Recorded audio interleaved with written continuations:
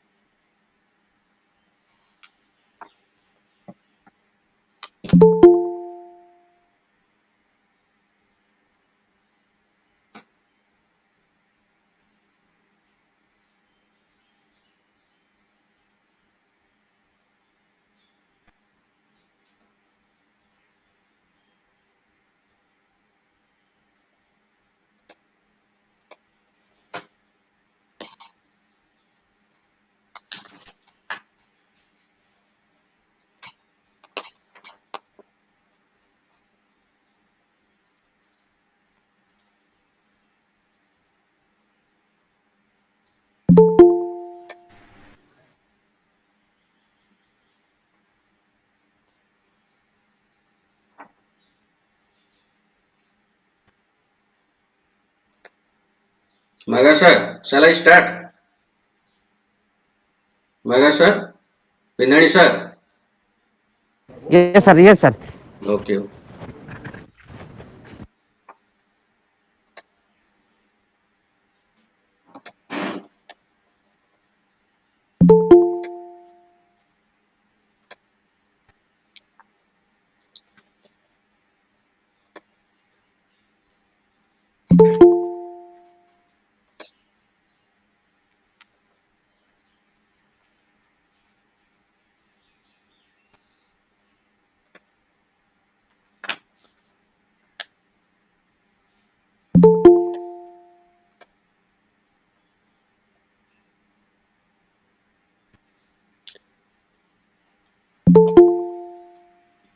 I request all participants, please don't press your presentation button and don't unmute yourself during the session.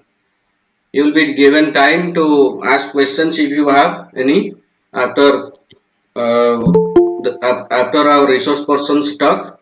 You can ask directly, so also you can put your questions in the chat box also. Now let me start. With the blessings of Lord Jagannath, let me start today's session. Esteemed Principal of Udala College, revered Chief Guest, come Chief Speaker of today's webinar, Professor Pramod Kumar Das Sir, respected staff members and my students. At the very outset, I, Dr. P.K. Panda, IQAC Coordinator of Udala College, express my heartfelt gratitude to all the teachers, participants, students and research scholars who have joined from different parts of the country and from abroad as well for your overwhelming support and cooperation. It's my pleasure and privilege to welcome you all to today's session. In fact, this is our 13th webinar. So in these days you have immensely supported us. So that is that's why I express my gratitude to all the participants who have been with us in these days. Here I also welcome our Honorable Principal Sir, Professor Gopal Chandra Behera, whose continuous support, inspiration and guidance has motivated all of us to organize such a meaningful webinar on the topic Bhagavad Gita, a way of life. I also welcome our respected staff members, students to today's session. I also welcome HOD Philosophy and convener of today's session, Professor Lakshmidhar Vindhani Sir and co-convener Maga Sir. I also welcome Assistant Coordinator IQAC Satyavrata Sir. Further, it's a matter of honor and privilege for me to welcome our Honorable Chief Speaker of today's session, Professor Pramod Kumar Das Sir, who is now working as HOD Philosophy, Noyagarh Autonomous College, Noyagarh, Odisha. Sir, I on behalf of Principal Udala College and Department of Philosophy express my sincere gratitude and respect, and also I welcome you to this august gathering. Hope Sir's deliberation on the chosen topic, Bhagavad Gita, the Bhagavad Gita, a way of life, will be an enlightening one and help us to understand the meaning of Gita and how it is useful in our day-to-day life, not only as a Hindu but also in all religions, all the people of different religions. It is quite helpful. So I think Sir's elucidation on the chosen topic will be helpful to understand the reality, the real meaning of Gita. Now, as per our agenda, I would like to request our Honorable Principal Sir to keep his presidential address in short. Please, sir. Principal Sir, please. Principal Sir, please. It's your time, please, sir. Principal Sir, can you hear me, sir?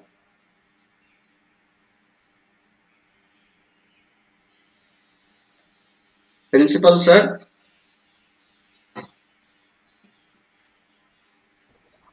Yes. Hello. Yes, sir. Sir, continue, sir. Thank you, Dr. Panda, sir. Esteemed Chief Guest, cum Chief Speaker of today's webinar, Professor Pramod Kumar Das, HOD Philosophy, Noyagarh Autonomous College, Noyagarh, respected participants who have joined from different parts of the country and abroad, my dear colleagues and students, at the very outset, I welcome you all and thank you for joining in our 13th webinar. I thank Professor Lakshmidhar Vindhani, HOD Philosophy and convey my good wishes to the department and his team for organizing such an educational program in the campus. In this respect, I also extend my thanks to the IQAC officer in charge, Dr. Kapila Kumar Panda sir, and Satyavrata Malik sir for taking all possible initiatives to organize such a webinar in our college with an aim to inspire our students as well as teachers and updating their knowledge. It's my pride and privilege to speak a few words about my college. Udala College Udala was established in the year 1965. Since then, it has walked miles, though it has to cover more in the years to come.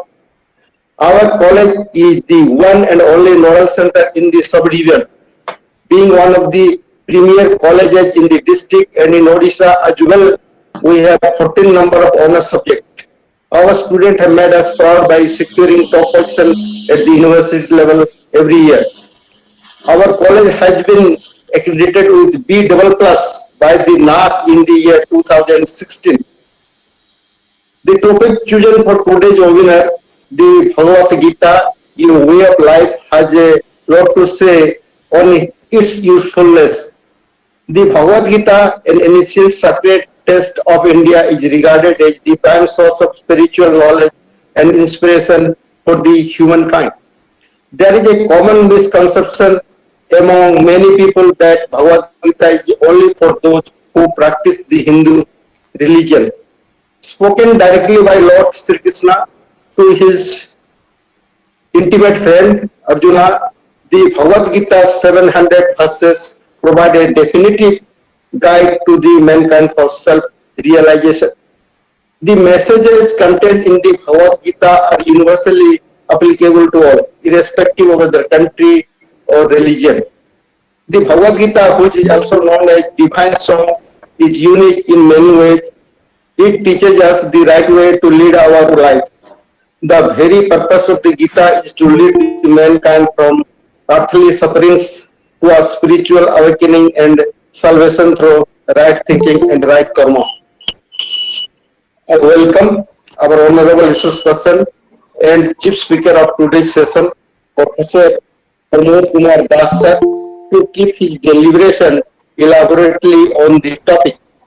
Lastly, I once again congratulate the HOD Philosophy and his team and also the IQAC for organizing such a useful session on the very topic. I wish a great success to this program. Thank you all. Thank you, sir. Thank you, sir, for your inspiring words and your brief introduction on the very topic also. Now it's a time to request our Honorable HOD Philosophy, Professor Lakshmindra Vindhani sir, convener of this session, to keep a brief introduction on the topic, very topic. Please, sir. Vindhani sir, please continue. Just unmute yourself, sir. Unmute. Sir, unmute yourself. Clear. Okay. Now clear, sir. Thank you to all. Bharat Mata ki jai. Bande Utkala Janani. Bhagavad Gita is a moral shastra created by a Mahamanashi, Maharishi Vedavyasa, in his great epic of Mahabharata. In fact, he belongs to the caste of pure Hindu. Though it is a shastra of Hindu, yet it is all embracing to all the caste and creed and for each dharma without any condition and hesitation. As a staunch Hindu always sacrifices his life and service for the welfare of others at the cost of his own interest. By gene, a Hindu always maintains the attitude of Hindu, that is, service to mankind is service to God. Thus, it is appropriate to cite the Oriya proverb, ନିଜ ସ୍ୱାର୍ଥ ପାଇଁ ଜାତ ନୁହେଁ ହିନ୍ଦୁ ବିଶ୍ୱ ହିତେ ତାର ପ୍ରତି ରକ୍ତ ବିନ୍ଦୁ. At the outset, I never forget to impart my high salute to the sacred soil of my motherland, Udala, and its Vidya Mandir Udala Mahavidyalaya, from where I got my bread and water and nourished myself from all respect of views, and also able to create a lot of ideal students for the welfare of our future nation. In the current year, topper Hema Singh is a bright example for Udala College and also for us, for our Jnana Mandir. Our motto is always Sarve Bhavantu Sukhina, Sarve Santu Niramaya, Sarve Bhadrani Pasantu, Ma Kasid Dukavaka Bhagavad. Om Santi, Santi, Santi. Now I start my talk from the addressing to the dignified persons. Esteemed Chairperson, Dynamic Principal of Udala College, Professor Gopal Chandra Behera, who is really worthy for holding present chair of this current webinar. Distinguished Chief Speaker, Chief Guest, come research person, Professor Pramod Kumar Das, Autonomous College, Autonomous, who is the HOD, present HOD of the concerned college. He is very young, energetic, unique for his deeds concerning philosophy. Nothing to be said more, because within the very stipulated period of time, he has done a lot of things. He has contributed a lot of things for our department. So he is well remembered. I never forget to the chairperson, coordinators, Professor Dr. P.K. Panda in the Department of English, and Assistant Coordinator, Professor S. Malik, Department of Commerce of IQSC, respectively, by whom and for their sincere effort and dedication, our present webinar is going to materialize. Thus, I am so much indebted to them and thankful to them for the same effort. Again, being the HOD in the Logic and Philosophy of Udala College, convener of this webinar, I extend my hearty and eternal attitude and gratitude to my colleague, Professor Magasi, who is co-convener of this webinar, for his all-round attempt. My dream got the shape of a living mirror. Again, I convey my best regards to the participants, those who are within the periphery of this webinar. Now, about the topic, I assure you, though it is old but gold for all the ages, just as new wine in the old bottle. If we focus our searchlight and rational attention, then definitely we conclude philosophy is always gold, not old. Again, thesis and antithesis claim Darsana Shastra is the guru of all Shastras, which shows light in the dark.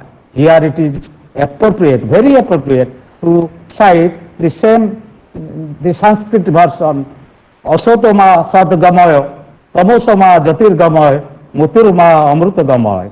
When all subjects end or die or could not find out their solution at that time, philosophy as an ultimate subject starts or begins or taken birth, being in the shape of Guru, shows the right path and guide others in order to make free from their respective hurdles without any condition. It brings all absolutely clear concept for them by which they improve and go ahead and get right path for their future respectively. Really, the Bhagavad Gita, a way of life, is about 100% right on ethical, social, religious and analytical point of view, so far as my knowledge is concerned. It is in fact a road, path, way or means for the betterment and welfare of the human spiritual life from practical point of view. Gita reflects humanism of human beings in a rational way and brings a Copernicus change of the human lifestyle for which an ordinary man becomes divine or transformed into divine one, and by which he is able to achieve the summum bonum of life, that is moksha, where he becomes free from all sorts of bondage and mingle with the reality or Satchidananda completely to achieve eternal and spiritual ananda.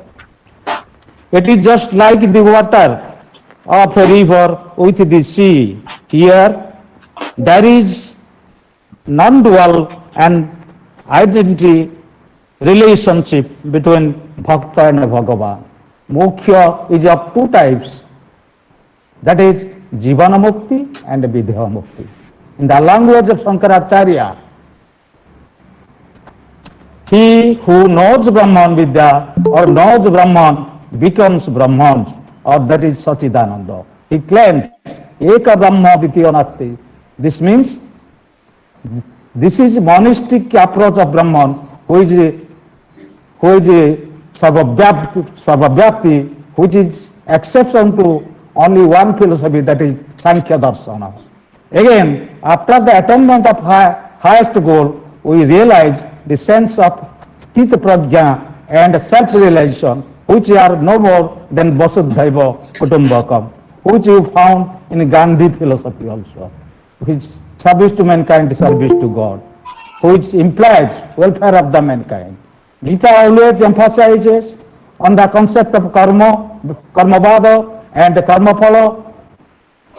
Our karma should be niskarma, but not sake of others. It is but for the sake of others, but not for the sake of self. Gita is the cream of Upanishad thought, which is one pillar of Prasthanotrayi, which exploits all the theme, essence and cream of Upanishadic philosophy and Brahmasastra of Shankaracharya. Above all, Bhagavad Gita justifies itself as a means for our end, which has Saddha Sadhana relation. If our end is moksha, prapti, then our means is the valuable ethical, eternal and spiritual suggestion given by Lord Krishna to Arjuna. Meaning thereby, their two symbols represent the ethical, spiritual relationship between Atma and Paramatma, which is also good, ideal, spiritual teaching, message for the entire universe. That is why Gita is nothing but entitled as a Yoga Shastra, which contains 18th chapter, prefix with each chapter the concept of yoga at the end. The concept of yoga which withdraws all material desires, that is chitta vritti nirodha, and make ready for the proper path in order to get our highest goal. That includes the concept, the complete surrender of being with not being. Atman with Paramatman. At this stage, we lose our own existence to achieve the existence of all existences, where we feel the state of Sthita Prajna, pure truth, pure consciousness, pure wisdom, and Paramananda, which is called also in English language eternal pleasure. Again, Bhagavad Gita is the unconditional Shastra which has no Vada and Vivada throughout global, which is not meant for a particular section but for the entire mankind without any condition. It always alerts us to follow right path, to lead a happy, prosperous, eternal and spiritual life, as well as to achieve our highest goal, moksha, in the form of Vidya Mukti and Jivana Mukti. In fact, undoubtedly, Gita is all-embracing Shastra, having unique form from our practical point of view. Really, Gita is having evergreen significance from all aspects of view. In only in Oriya language, it is appropriate to say, Ruch na ruch kha pita, buj na buj para Gita. Again, another two sides, two Oriya proverb can be adopted here. Vishu moro deho edesha matire, desho basi chali jantu mo pitire.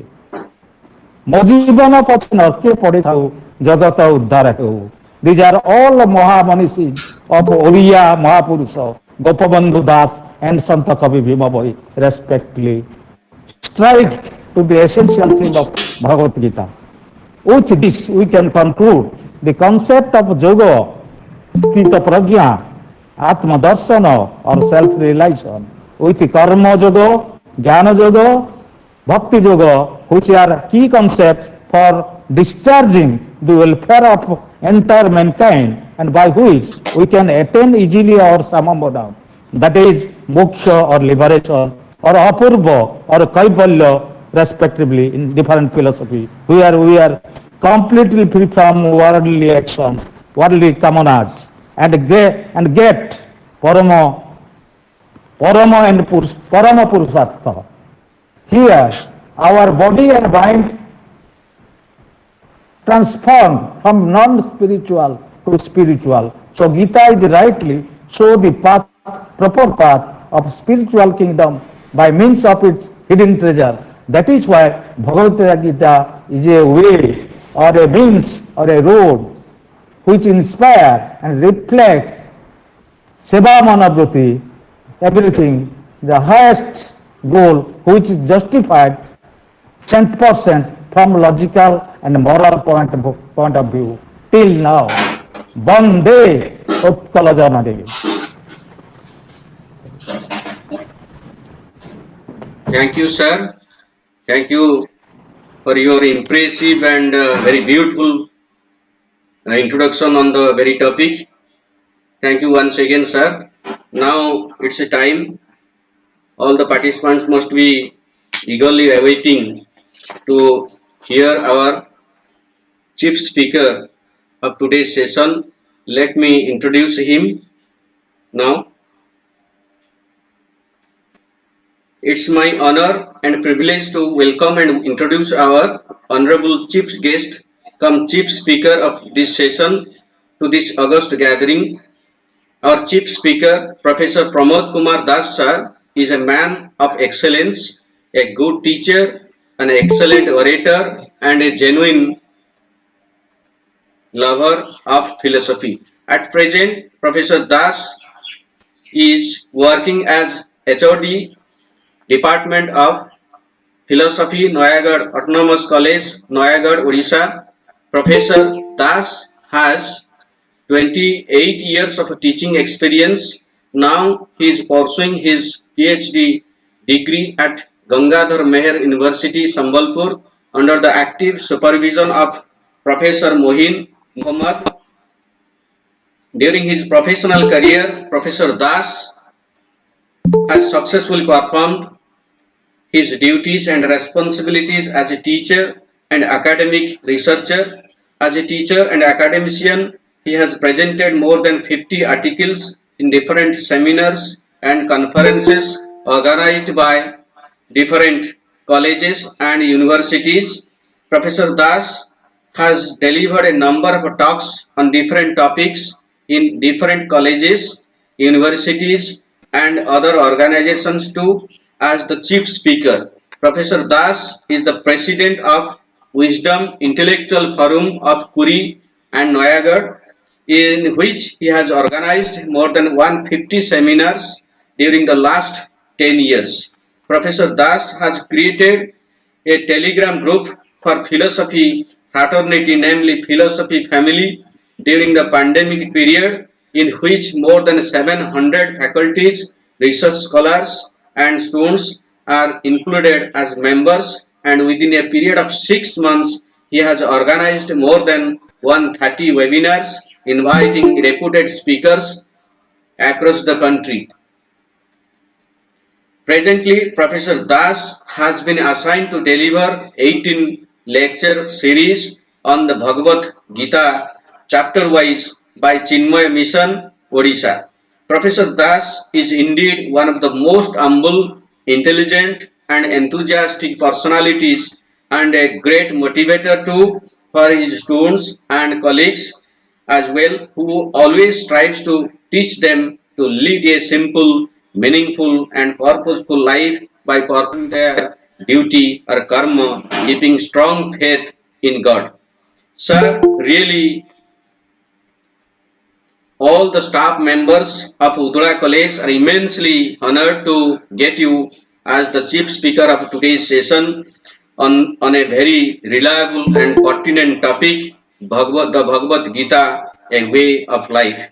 Sir, once again, I on behalf of the principal, Udala College, and HOD, Department of Philosophy, and IQAC invite you and welcome you to this session, August session, and now hand over you this session to you. So please, sir, continue, and it's your time. You can continue for 1 hour and more, no problem, sir. Pramod sir, please, sir. Pramod sir. Am I audible, sir? Yes, sir, loud and clear, sir. Fine.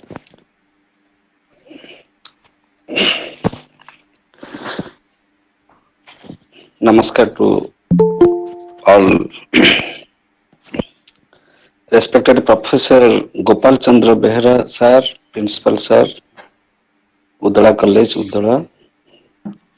Respected Professor Lakhvinder Bindhani, Head of the Department of Philosophy, Udala College. Respected Professor Maga Singh, co-convener of this webinar program. Respected Dr. P.K. Panda, sir, co-coordinator IQAC. Respected Professor Satyavrata Malik, sir, assistant coordinator IQAC. And very esteemed participants, those who are present in this August occasion, and my dear students. The topic is the Bhagavad Gita, a way of life. This is a very beautiful topic.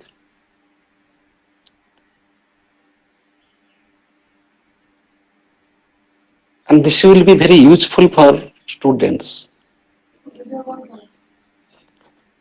This is also included in their syllabus, having 100 marks. I feel really honored and privileged having with all of you in this August occasion, and I am very happy that I have been assigned with such a beautiful topic. So we shall start from the question, what is life? How do we understand our life? Have we really understood our life? Or without understanding it, we have already lived 20 years, if you are a student, 40 years, 50 years, 60 years, 70 years, we have already lived. Those who are present here now, all belong to a particular age. And the person who belongs to the age of 50, that means he has already lived 50 years without understanding life.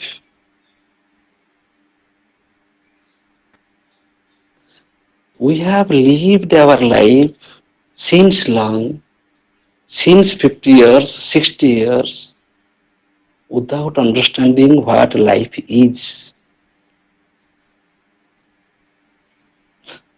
Because we are engaged in living, we are not interested in that type of understanding to understand what life is. In the sense of Darwin, we can say we we are not living our life, we are just surviving. We have survived 50 years, 60 years. We don't live our life. We survive as animals survive. We survive as plants survive. They have also life. And human beings have also life. If they survive and human beings survive, then what is the difference between animal and man?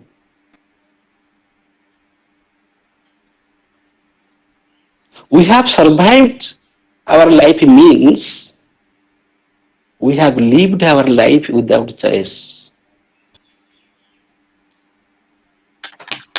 We don't have any choice. We are not, we claim that we are free. Man is a rational animal, man is a free being. Are we really free?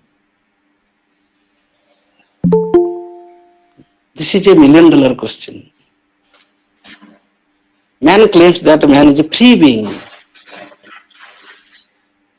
but he is not really free. I shall come to that, how man is not really free. The moment we try to understand what life is, many suggestions come. Some will suggest that this life is the final life. They understand life like this. Ask to a science student, ask to any science faculty.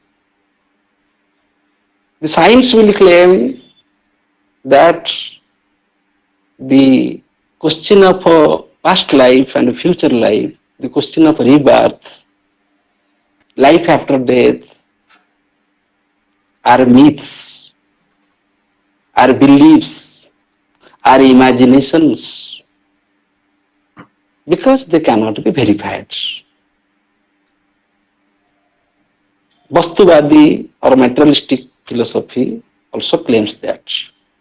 Charbak of Indian philosophy. Not only that, Western thinkers think like this, also Indian thinkers, some of the Indian philosophical systems, they also claim that this life, this present life is the only life, and there is no past life and future life. Our birth is the beginning of our existence, and our death will be the end. Life means our living between our birth and death. They define life in this way.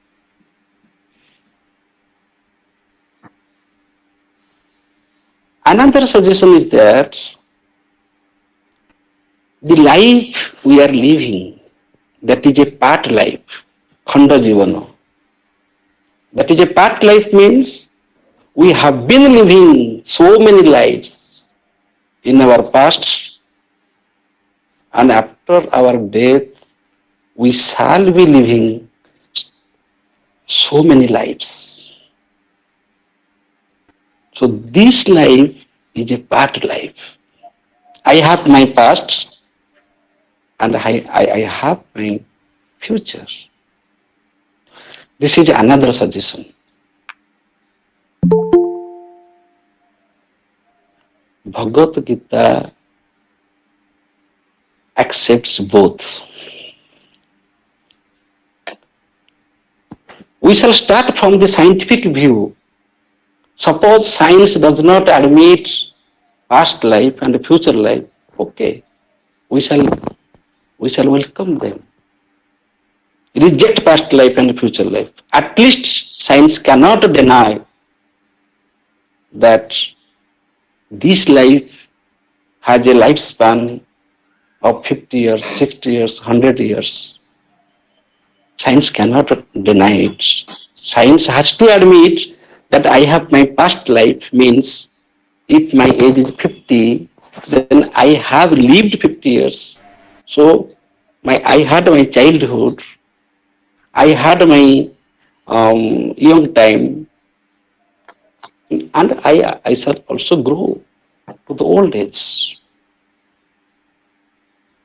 Unanimously, science and religion, and every man will admit this truth that at least this life is available with us. Then what is life? How can we understand that I am living, I am not surviving like animals and plants, that I am really living? Because I always find myself being engaged with this or that schedule, this or that responsibility. I have been assigned so many duties: duty of a father, duty of a husband, duty of a son, duty of a teacher, duty of a citizen. Yes, all these things are duties. I am doing that sincerely. But I have no time, no interest to ask the question, what for I am doing all these things? What my life is?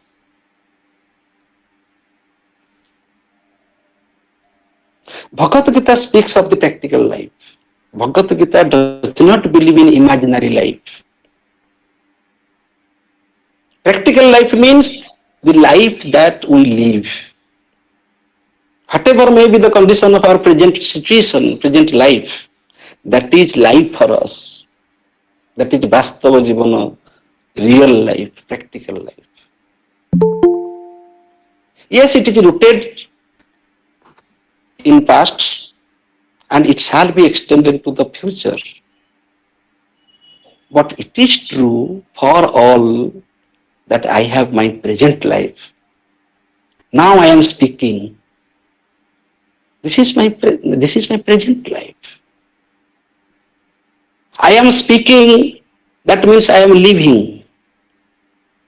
But the moment I am conscious that I am speaking,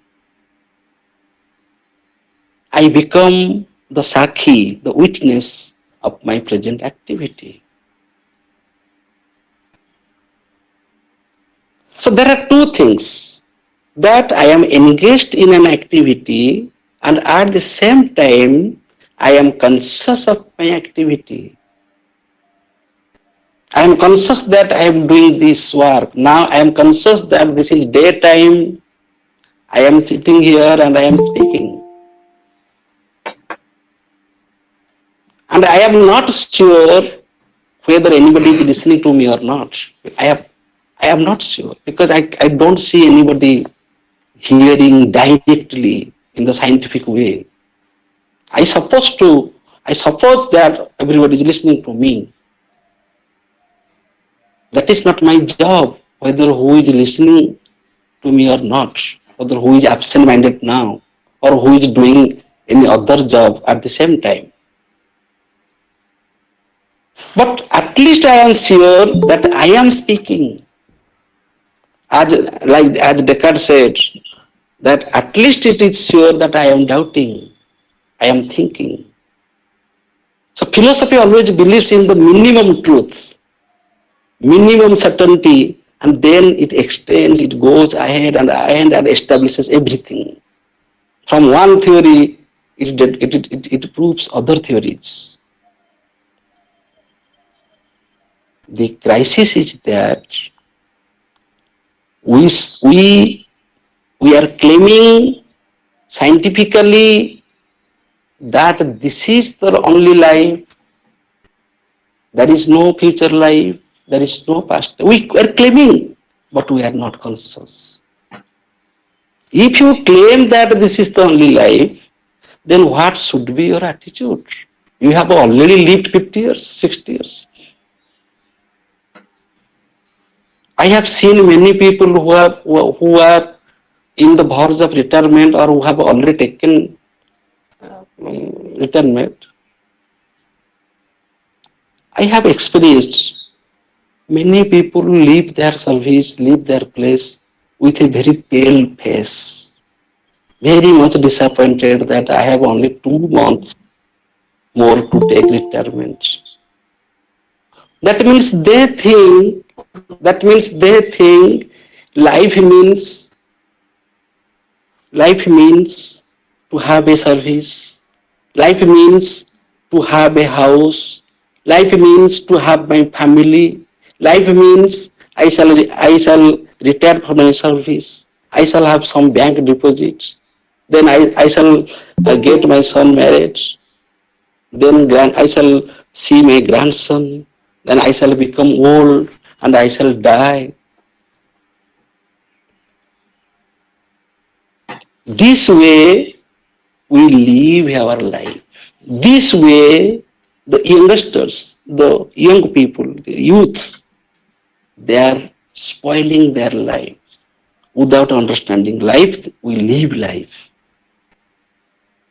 So Bhagavad Gita helps us understanding life itself.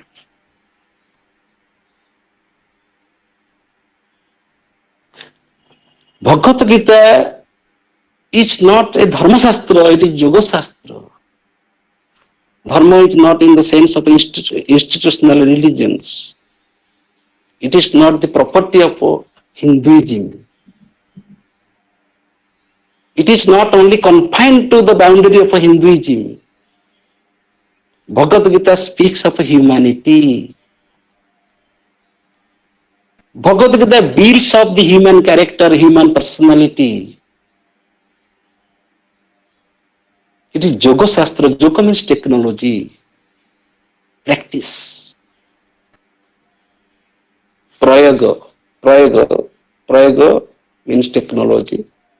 Science and technology. Science is knowledge. Technology, prayaga. As there is science and technology, jnana and prayaga. Similarly here, we have jnana and yoga. Prayaga and yoga both are same. It is used in the sense of technology. But how can we make our knowledge the yoga of life, the technology of life? How can we use our knowledge as a technology? How can we execute our karma as a technology? How can we feel devotion as a technology? And yoga also means the union. Union between what?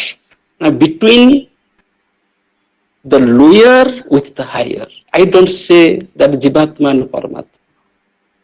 Between the lower and the higher.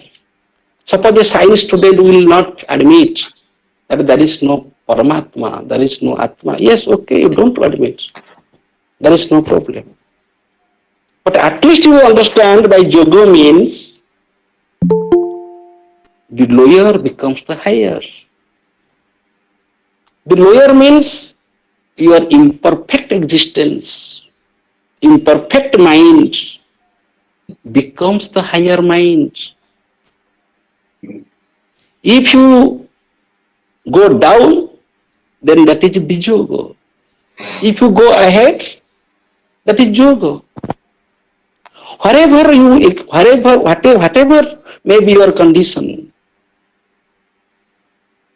whatever may be the status of your knowledge, the layer of your consciousness, there is always a chance of transformation.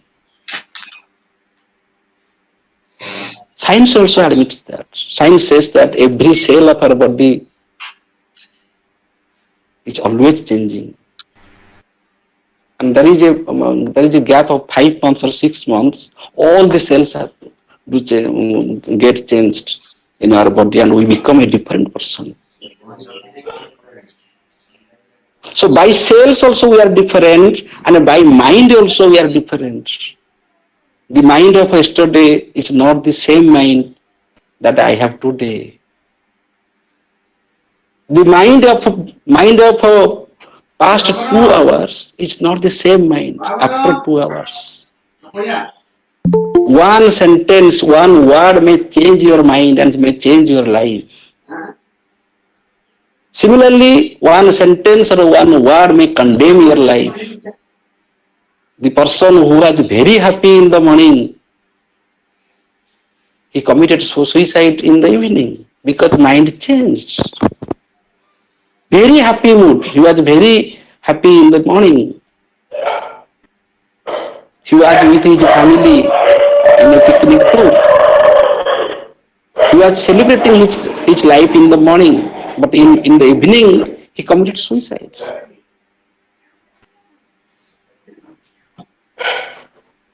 Many people commit suicide having everything. People have everything. Materially they are very much prosperous. They have everything. But they commit suicide because they don't have mind. A mature mind, a balanced mind, a mind of equanimity, a mind of equipoise, a mind of peace, mind of bliss, mind of ananda. So what is our asset? Even scientifically speaking, if this life is the only life, they claim, Charbak Darsana or materialistic philosophers, they claim, if this is the only life, enjoy this life. Don't spoil your time in metaphysical issues. That is Atma, that is Paramatma, that is future life, birth, rebirth. These are nonsense. Live, enjoy. Live means enjoy. Bhoga karo, bhoga. Enjoy this life because this is the only life. But Bhagavad Gita says, this is the only life. So celebrate this life with right knowledge, right faith, and right action. Because this is the only life. You see, here the truth is the same, but our perspective of understanding is different. The truth is that this is the only life. Then one party is conscious of the time limit. One party is trying to become more perfect because the time is short. Because he has already lived 50 years, the 50 years are lost without knowledge, without understanding. And the other party is saying that what more I could have enjoyed in this life. One building is not sufficient, 10 buildings in 10 cities.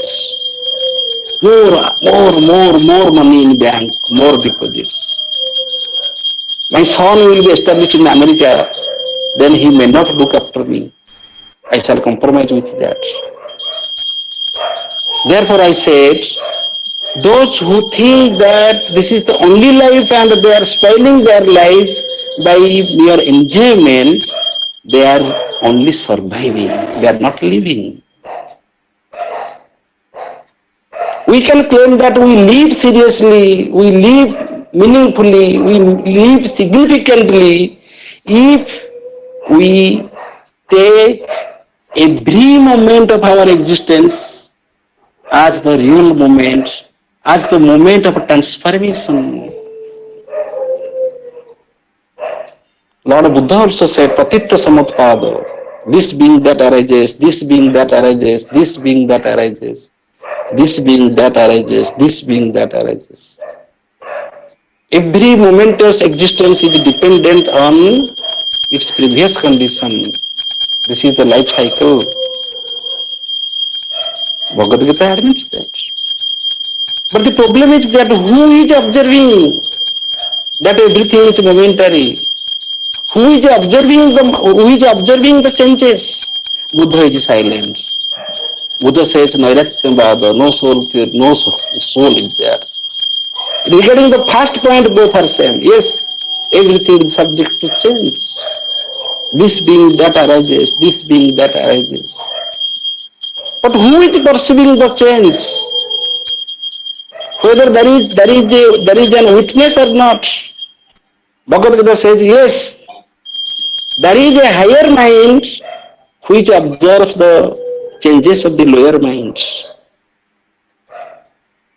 Yes, there is a higher mind which observes the changes that happens in nature. There is growth of my body and there is also something by which I perceive my change. So there is an unchanging entity amidst the changing elements. Buddha is silent about it. Buddha is no. So here Bhagavad Gita goes beyond the conception of a Buddhist philosophy of Nairatya. So point is, I have to understand and we all have to understand that every moment of my life is precious. Because this moment will not come never. This moment is precious because this moment has come to me for the first time and the last time. In course of my thinking and telling, that time is also gone. Number one. Number two, the next moment is uncertain.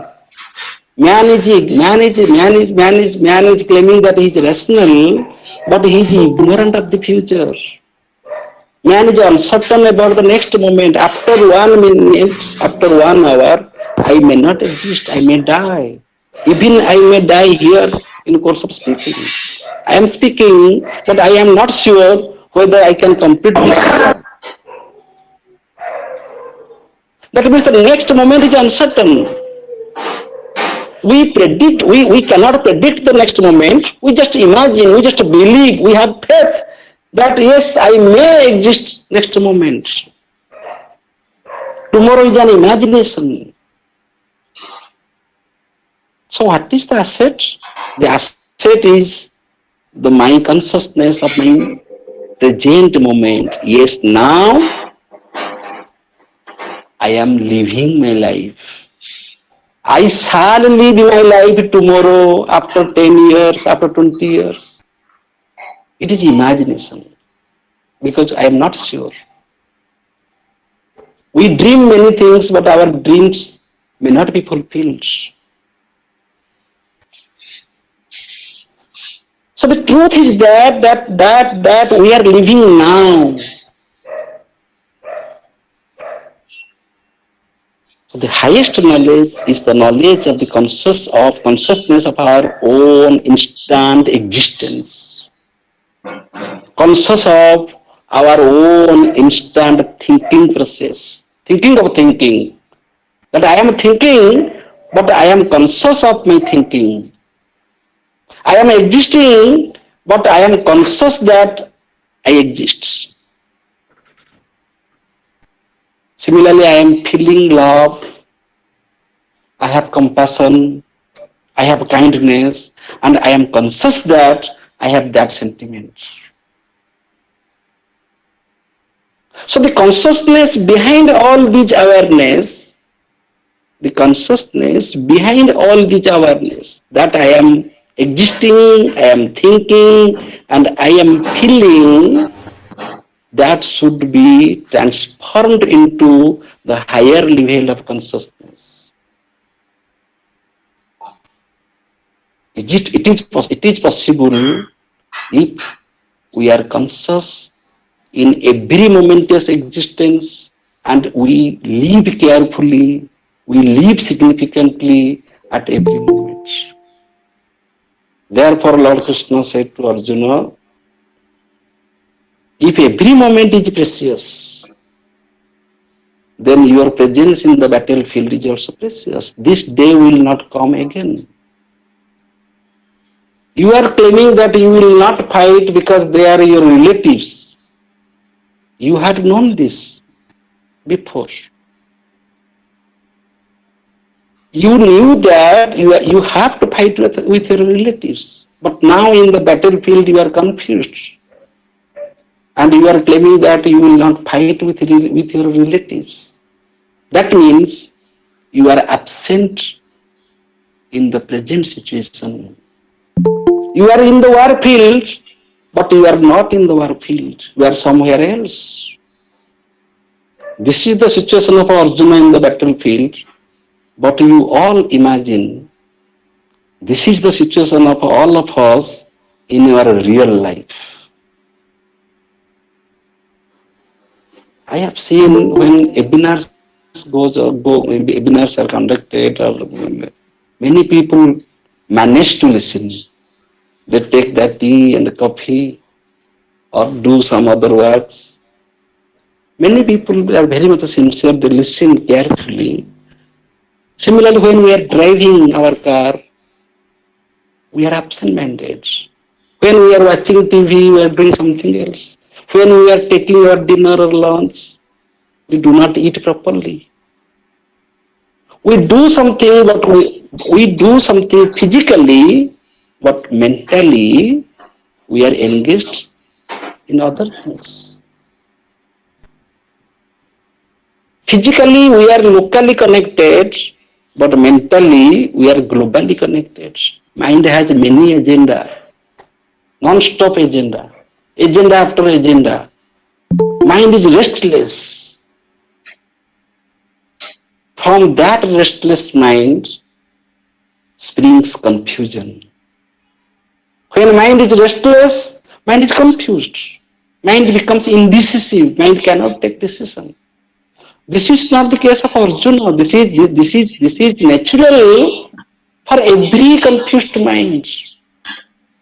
And when there is confusion, we have two things: to be or not to be, to fight or not to fight.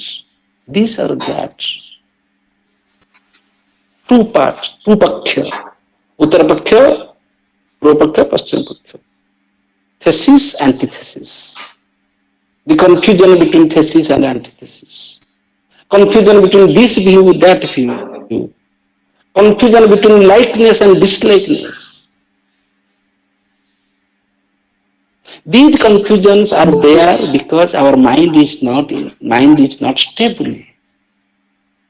Body is stable, somewhere it is standing, but mind is roaming. In the battlefield, Arjuna stood there physically, but psychologically he was not there. So this crisis should be treated. It needs treatment. This is called mind management. We have the same mind. We have the same mind. A rich man has the same mind, and the beggar, the street beggar, has the same mind. The beggar does not know what shall he or she take in the evening. He is not assured of his food, the next food. But he is well, but he is happy, he is contented, he is satisfied, he is happy. But a rich man cannot sleep. The rich man is unhappy having everything. Then who is rich, who is poor? That beggar is rich man, really rich, because he is living his life with peace and love.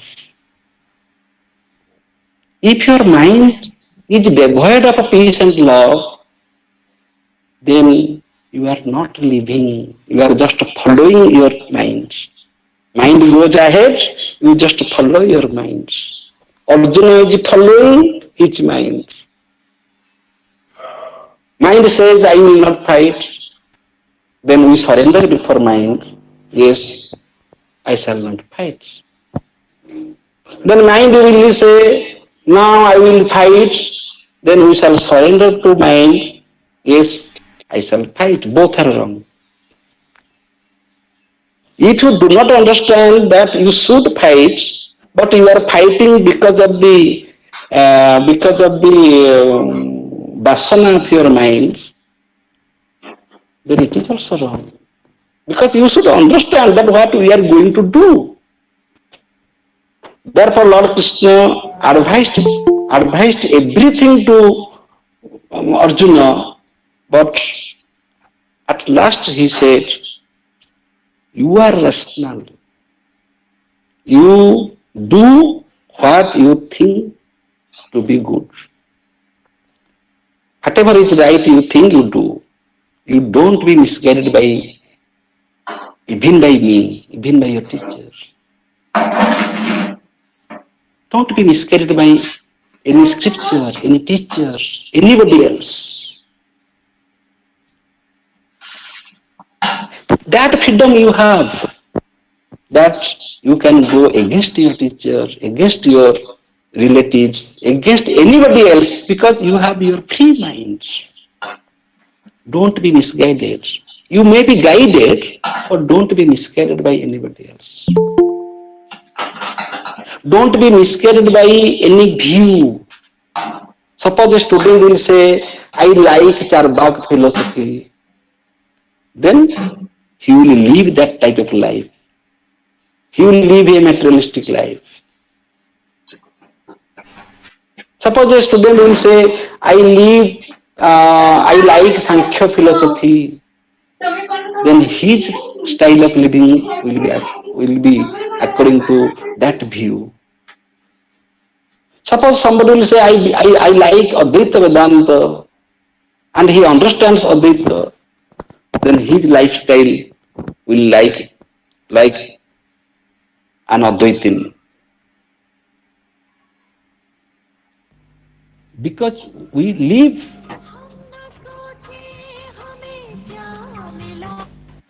because we live that life which we like to live. We live that life which we like to live. We avoid that life which we dislike. Dislikeness and dislikeness, raga and dvesa, are vasana. And these vasanas are with us since long. Since long. So why you are feeling reluctant for fighting? This is not your present action. This action, this attitude has been prepared by you, by your vasana since long. This is the only possibility. Nothing more can be expected from you. Arjuna is the vasana of Arjuna. Duryodhana is the vasana of Duryodhana. Duryodhana belongs to another vasana. He does not understand anything. He understands that fighting means I shall win. War means winning. War ethics has so many principles. What is the purpose of war? A materialist will say, the purpose of war is winning. I shall win this battle. But Lord Krishna advised to Arjuna, you don't fight to win this battle. You are fighting this battle to protect dharma. And in the course of protecting dharma, you may be killed. Why do you overthink that you are going to kill the Kauravas? When war will start, arrows will be exchanged between the two parties. Then who will die and who will not die? Who are you to decide? Your only duty is to fight. You apprehend that your relatives will be killed. This apprehension is your imagination. You forget to know, you forget that you may be killed. You may be killed. And if you now deny to fight, can you promise that at any moment you will not fight? You can't, because that is your sattva, that is your sadharma, that is your pravritti. Your attitude is that you cannot tolerate adharma. You cannot tolerate because that is your vasana.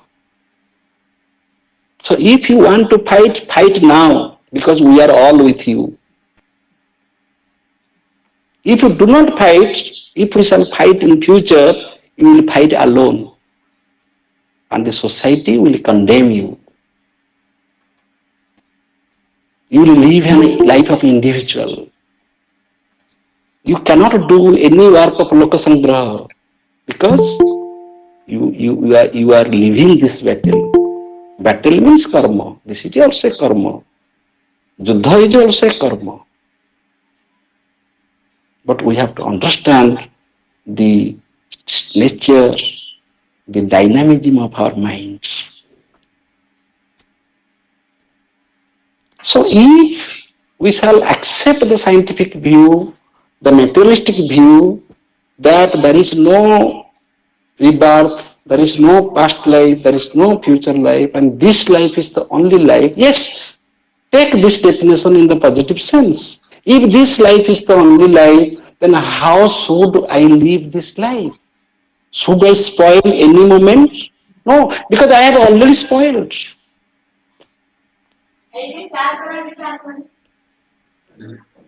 Many people satire Bhagavad Gita, criticize Bhagavad Gita and such spiritual and texts. What will be our benefit by reading all these things?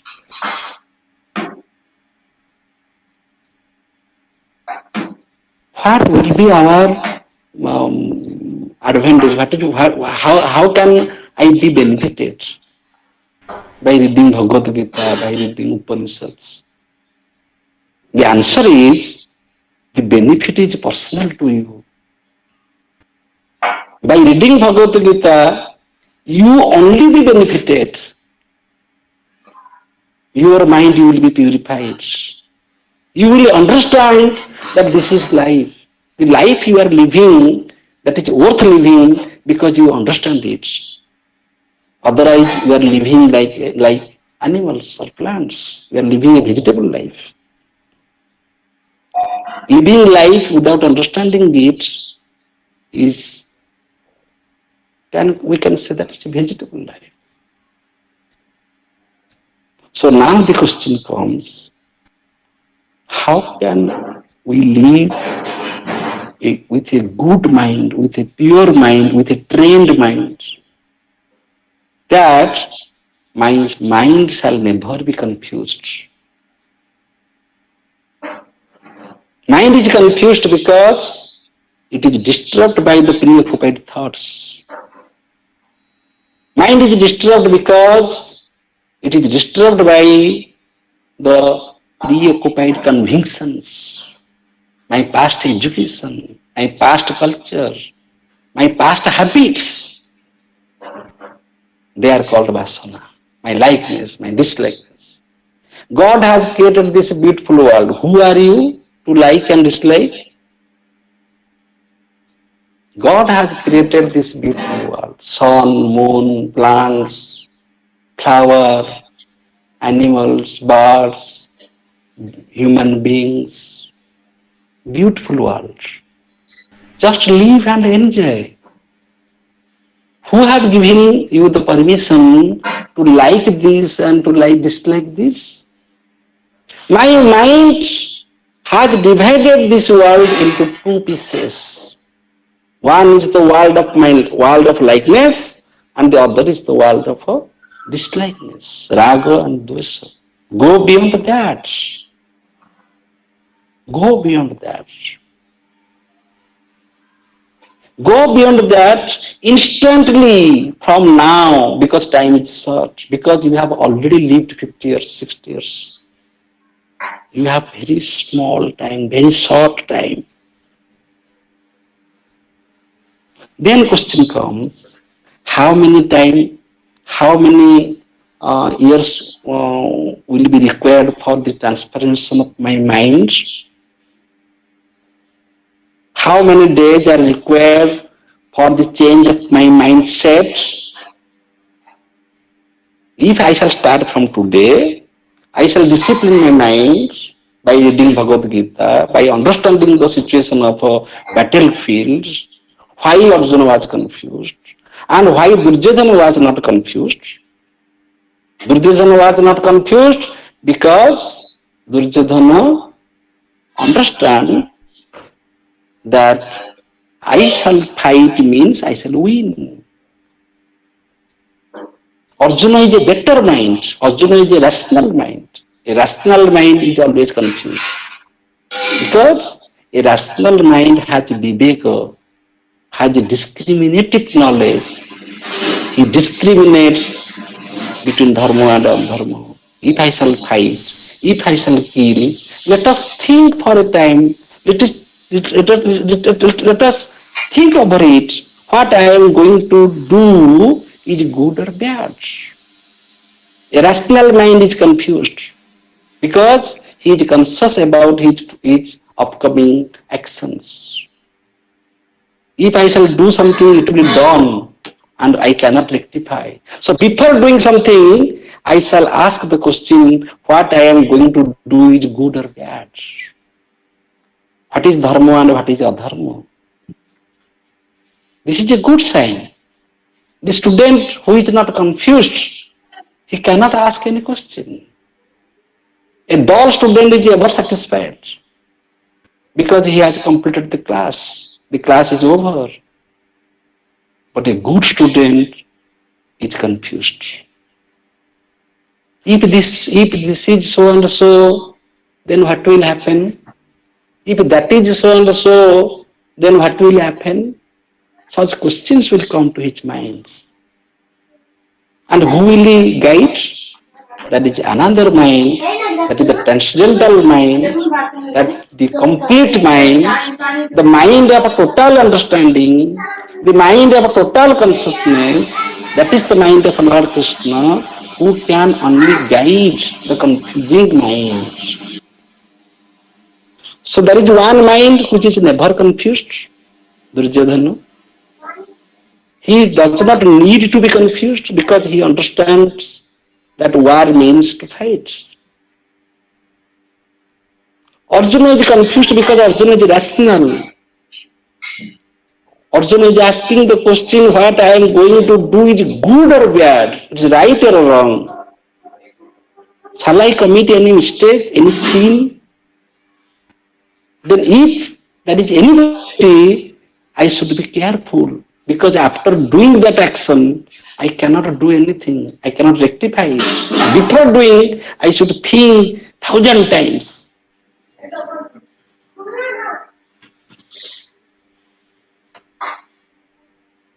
But this confusion is not the end of life. If mind is confused, mind should be clear.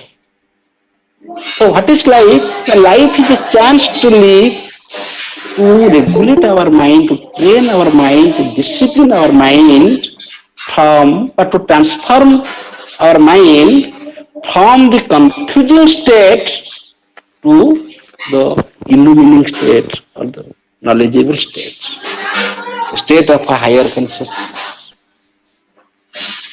So we always find ourselves in a particular layer of consciousness, and our only goal is to live a better mind, to a mind of higher consciousness, better consciousness, so that my vision of truth shall be expanded. The truth that I now envision, that vision will be expanded. I can see more. I can see the totality. My vision will be more comprehensive. I can see the wider reality. My mind will be expanded. Vistar, that is called Vistar, Manara Vistar. Squeezed mind and expanded mind. As we shall, in the room, there is a electric bulb. It lights the entire room. The light pervades the entire room. If the bulb is lighting very dim, then there is still darkness. But if the bulb is full light, then there is no question of darkness. Darkness is removed by the complete light. When our mind is able to understand the totality, going beyond the polarities of this and that, thesis and antithesis, sukha, dukha, failure, winning, mana, apamana. When our mind will go beyond the polarities, that mind can experience peace and bliss. That mind can be stable even in the war field. Bhagavad Gita does not say that we need that mind which is very peaceful and silent in the time of meditation. No. Bhagavad Gita is helping us to make our mind silent and peaceful, blissful in the war field, in the battlefield. Yudhishthira, the person who is Tira in Juddha, Yudhishthira. Even in the time of chaos, even amidst chaos, your mind is stable. That is the training. Yes, we admit that we have vasanas, we have previous dispositions, prarabdha. Therefore, no man is free.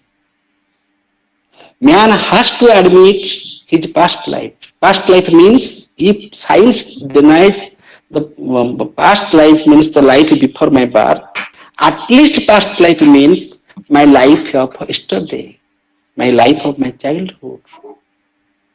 That is also my past life. And my life of the next moment is my future life. If this fact is true, at least this is true, then also at every moment we are creating our vasana, we are making our disposition, we are disposed to do something. The way we are acting, that is not the instant acting, that prepared by our previous habits. Therefore, we are not free. But there is the possibility of freedom in human beings. Whatever happened, happened. Whatever happened, happened. From now, from the present moment, that I had said in the first part of my opening part of my lecture, that living means living in the present moment. From this present moment, you start to live a new life. Try to live a new life. Yes, vasanas, previous vasanas will obstruct, will disturb us. But we have to be stable. We have to change our vasanas, change our attitude, and we shall discipline our mind for the future life. I had asked a question, how many days it will take to discipline life? I skipped that because I'm speaking external. I skipped that. How many times? How many days? The answer is, our mind can be transformed within a moment. Our mind can be transformed overnight.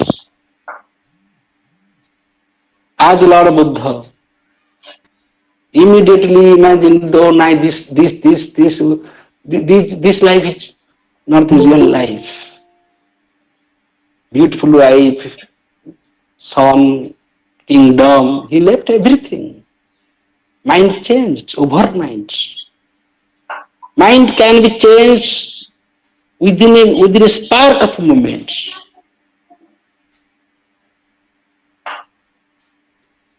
At the same time, it is also true, mind cannot be changed in your whole life, even life after life. So the time span depends upon our self-interest and self-effort. Whether really we want to change a disciplined life with a disciplined mind or not. That depends upon the question whether we want to survive or want to live.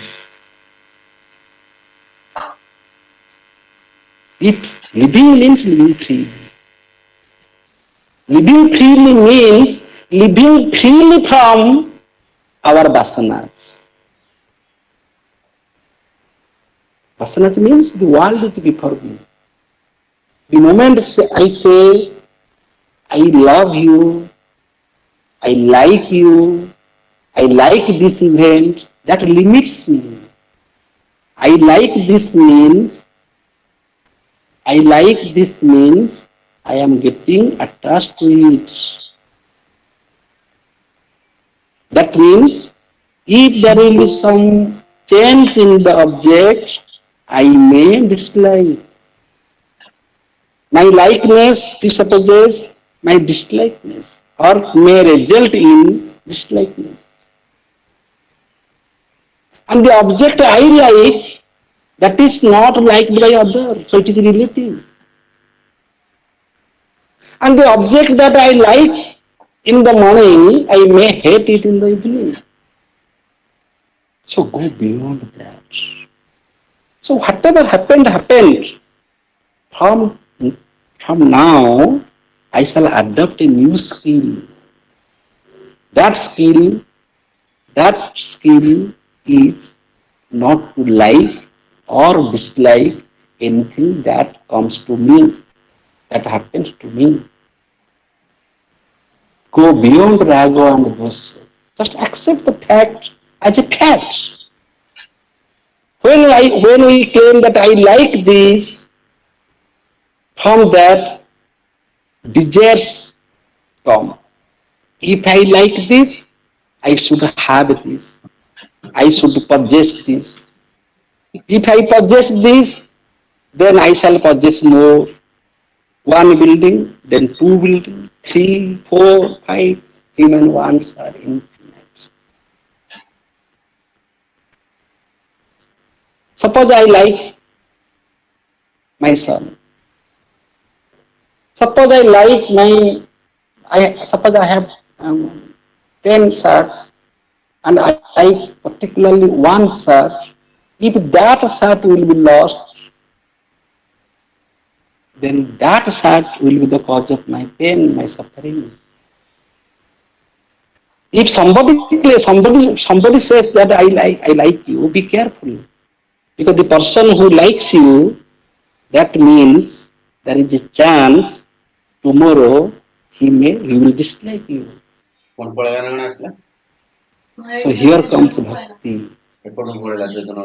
Here comes bhakti. What is the real meaning of bhakti? Then you do not serve anybody because you like him. That is not. You do not love Jagannath because you like Jagannath. You do not give alms to this particular beggar because you like that beggar. That action will bind you. That is your bondage. You should do your action, you should do your duty for the sake of duty, not for the sake of your likeness or dislikeness. Suppose you are my enemy. You mean any person. Somebody is my enemy. And I am now evaluating the answer script of the son of that enemy. The father is my enemy. And now I am evaluating the answer script of the son of my enemy. If I see, if I evaluate the answer script out of animosity, out of God, out of a bad feeling, bad intention, then my mind is not stable. My mind is not stable. That should be our mindset. When I am evaluating an answer script, the student shall get that mark what he or she deserves. It is unconditional. It does not mean whether he is son of X or Y, or whether he is my enemy or friend. Therefore, Krishna advises Arjuna, even if you fight, you are not fighting, that is bad. Even if you fight, you don't fight out of animosity. Don't fight out of animosity. Don't fight out of anger. If you fight out of anger, that will create your further vasana, further disposition, further parabha. Even if you fight for the sake of fight. So your not fighting is bad, and your fighting with anger is also bad. Similarly, you don't love anybody out of infatuation, moho. मोहग्रस्त है क्या भल पाओ. I love Lord Jagannath because I am infatuated by the deity. No, this is not real bhakti. In service, one should not be recognized. Forget your recognition. Forget your obligation. Forget your help. Don't forget the obligation of others. Suppose there is a beggar and he is really hungry, he needs food. Give food and get out. Give food and get out. Don't remember that I served how many beggars I have fed. Don't calculate that. Don't expect that. That is bhakti. When you are doing something and not getting anything in return, you don't have any expectation. We are praying we are praying, but we are begging. That is not real invocation. That is not real prayer. Therefore, Lord Krishna says that karma is not possible without jnana. Bhakti is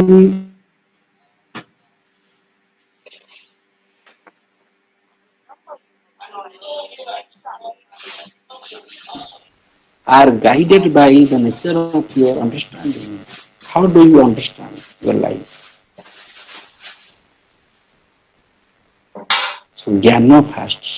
You have to understand that who am I? What are my relations? Am I changeable or am I unchanging entity? This understanding will help us for karma and bhakti.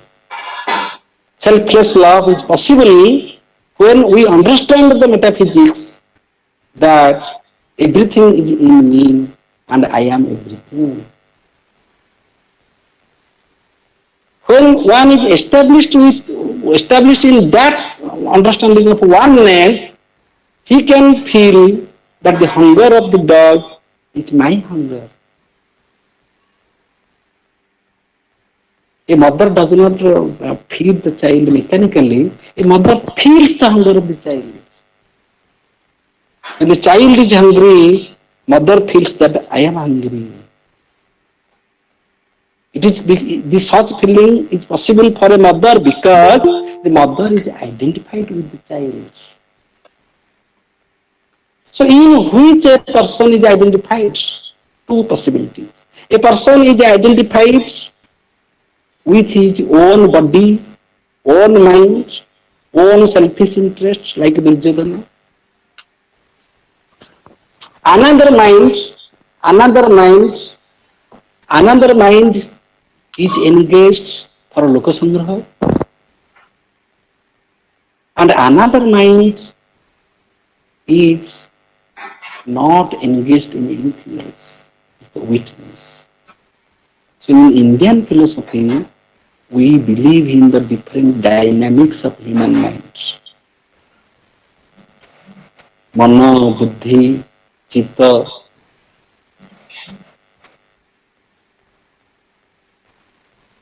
Something happens. Hello. Okay. So many dynamics. So we have to discipline our mind. The mind determines our personality. Our life means our mind. The mind determines our personality. Our mind binds us and liberates us. We have to regulate our mind, we have to discipline our mind so that transformation is possible.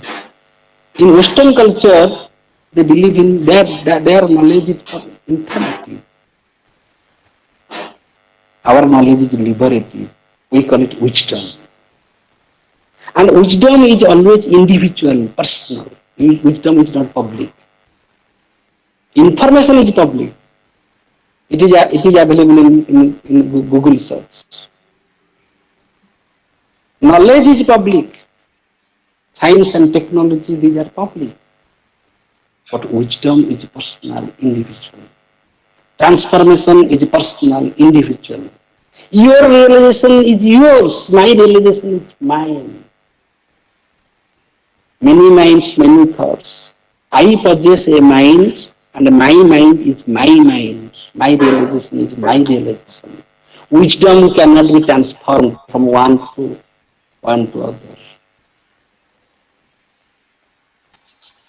By my wisdom, I shall be transformed. And by your wisdom, you will be transformed. So Bhagavad Gita gives that wisdom, not information, but knowledge. Savidya vimukta. Knowledge is liberated. So when one is established in the higher mind, when one is established in the conception of unity, that understanding will be reflected in his action and devotion, in karma and bhakti. That man can do niskam karma, selfless karma.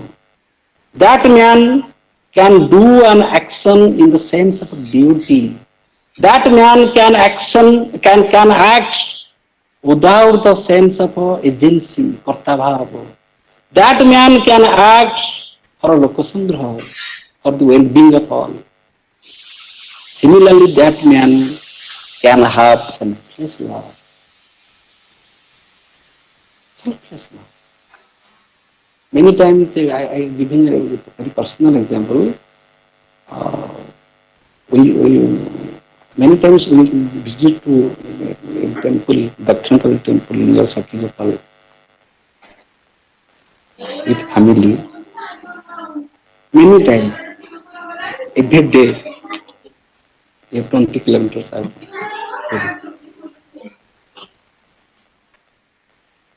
My wife likes to see the goddess Kali in her decorative stage, that well decorated, doors should be open, and Ma will be decorated, well decorated by flower.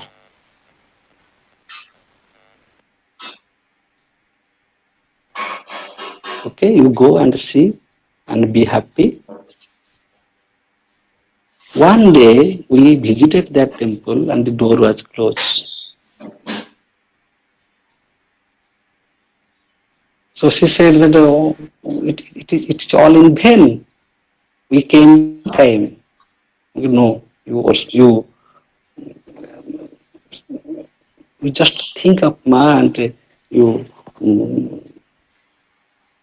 convey your prayer. After 5 minutes, I asked her, "Did you see Ma or not?" She said, "Yes, I saw."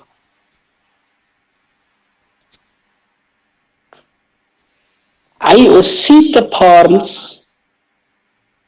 I I can be identified with forms of deity, but if it is established in my knowledge, then I can visualize the same deity when the door is closed.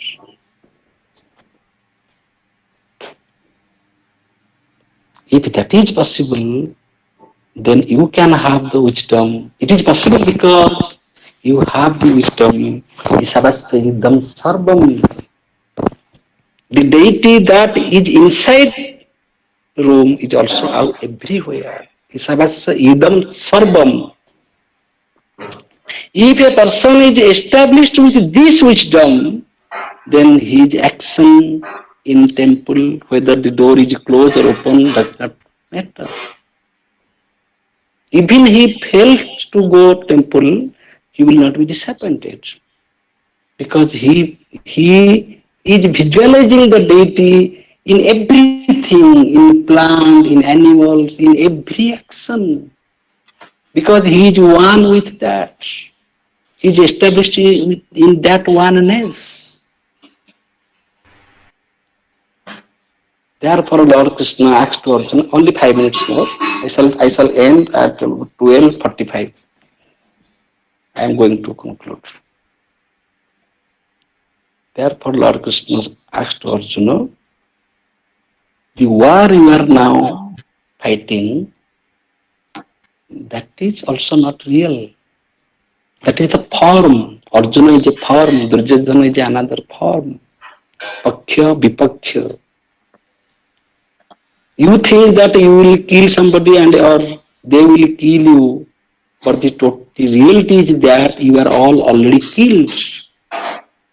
So you are Rupa, I have Vishwarupa. I have that total vision. Do you want to see? Vishwarupa means the total vision of past,